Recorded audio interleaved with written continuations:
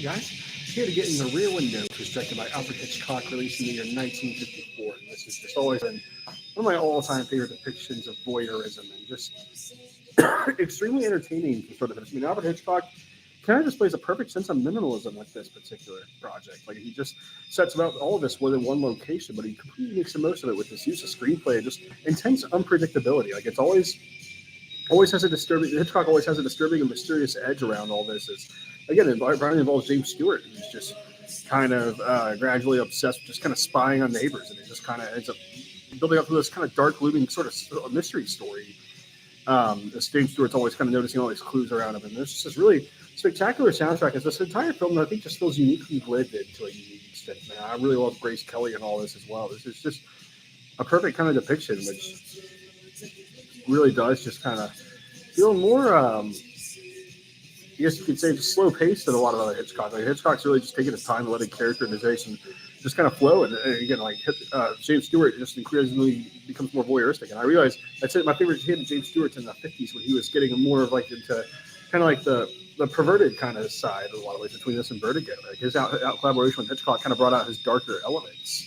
You know, it's kind of like these both in this film kind of explores like an obsession, a bit of an obsession with voyeurism in general as a way of passing the time, not a way of passing boredom. Like what it is, James Stewart's literally stuck in a room, and there's just hardly enough you could say about this one. I mean, there's just heightened intensity in every frame.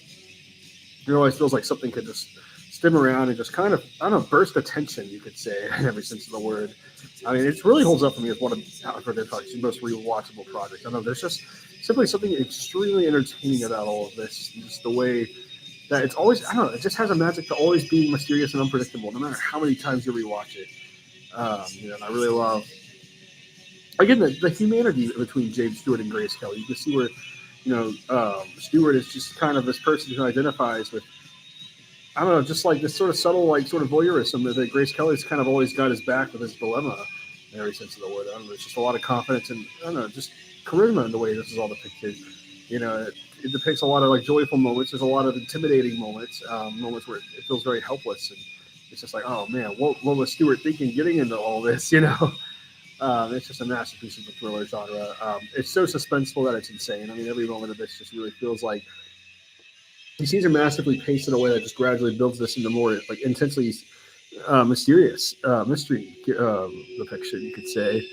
And this is just a real masterful depiction of that, you could say. Like, you know, maybe updating a lot of what Rope was on too.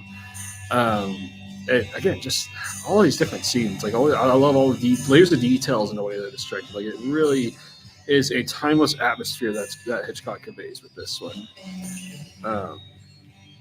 Again, I could always rewatch this and just get the exact same enjoyment out of it every time. There's just so many great side characters in here also that really make this thing just feel like perfectly timeless, completely interesting, completely fascinating from start to finish. About just a love for spying on people, you could say. But that's Rear Window. It's strongly recommended from start to finish.